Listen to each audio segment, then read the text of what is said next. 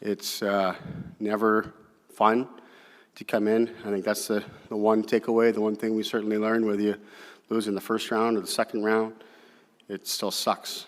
And not a good feeling. With their season now in the rearview mirror, the Maple Leafs look ahead to what should be a franchise-altering offseason. Hey everyone, welcome into another SUN Sports Roundtable. Rob Wong, joined alongside by Toronto Sun Sports columnist Steve Simmons and Toronto Sun Maple Leafs writer Terry Koshan. And guys, the Maple Leafs held their locker cleanup availability on Monday, and many were asked about their futures in Toronto. We'll start with the players, namely the core four, of course. Steve, which of any of those players should be on the move this offseason? Well, it's not a question of who should be on the move. It's a question of who should be on the move and what can you get for them. And I think that's the important factor. You don't give William Nylander away. You don't give Mitch Marner away. But you look at, to me, you look at the possibilities of making those players available in trade and to see what you may be able to attain while doing so. And if the price is what you want it to be, then you can make the kind of deal Florida made last season to bring in a Matthew Tkachuk. And I think that, in many ways changed that team. And they had to pay a heavy price. They had to give away a 115-point player to do that. To me, Nylander and Marner are that kind of player and more. So what can you get in return? And because I would not trade Matthews. You need that center. You absolutely need the center. And you can't trade Tavares. And he won't agree to it. So you have two other options, and they're running out of time somewhat quickly. Yeah, it's no matter who goes, if anybody does, and I'm not convinced right now that anybody will, regardless of what Kyle Dubas said yesterday, something major has to be coming back. I mean, you've heard talk of Marner to Boston for Charlie McAvoy. I don't see that happening.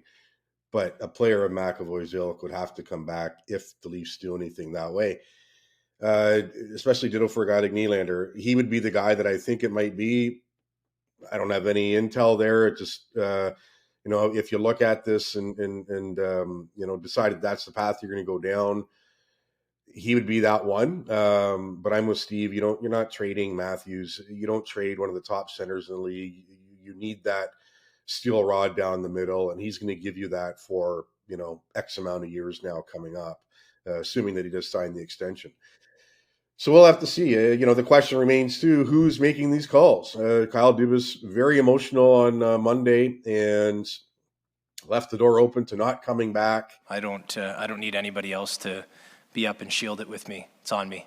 I definitely don't have it in me to go anywhere else. So it'll either be here or it'll be taking time to recalibrate, reflect on the seasons here. That is a decision that still has to be made. So will it be Kyle Dubas? I think it will be, but we'll see. And, whether it's him or someone else making those calls, there are a lot of decisions to be made.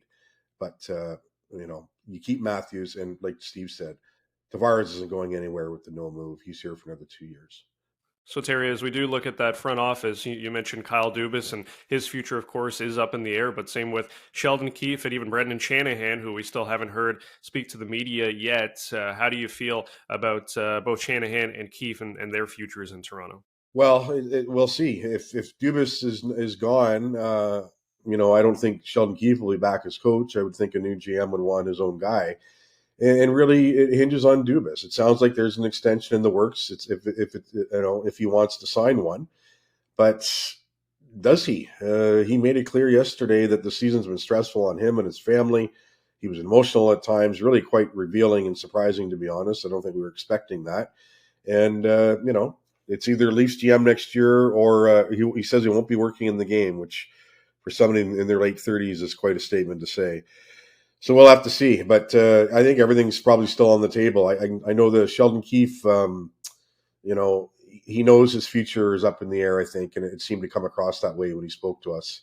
And as for Brendan Shanahan, I guess we'll find out more later in the week. But the fact of the matter is he's been running this show for 9 years and has one playoff round to show for it, which is nothing in the grand scheme of things.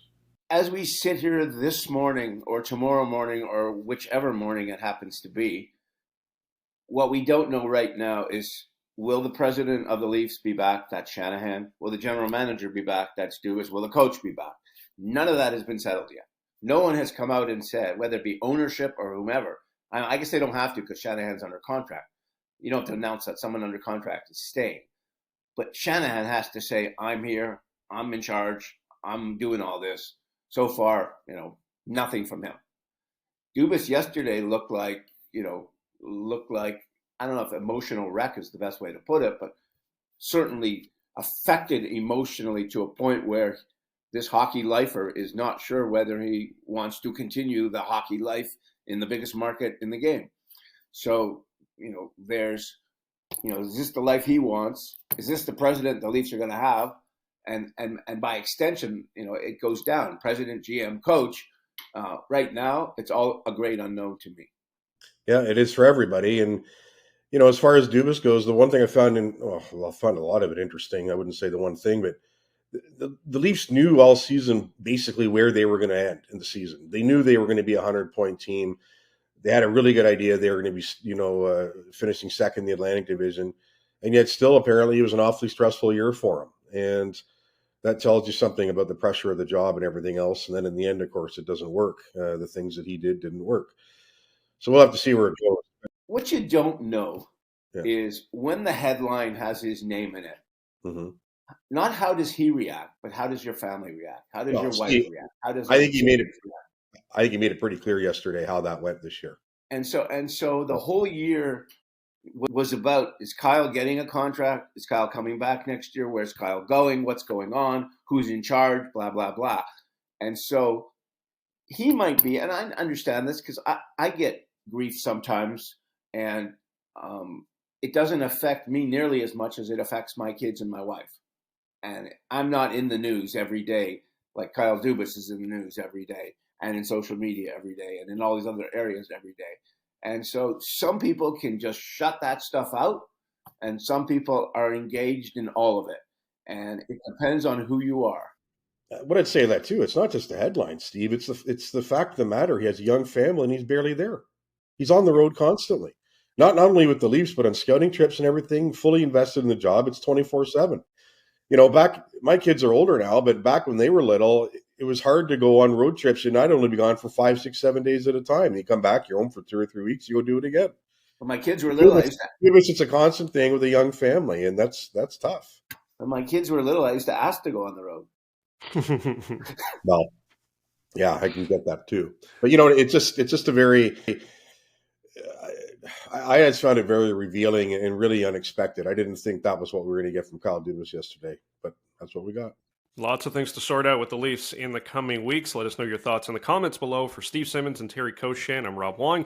Thanks for tuning in, and we'll talk to you next time on another SUN Sports Roundtable.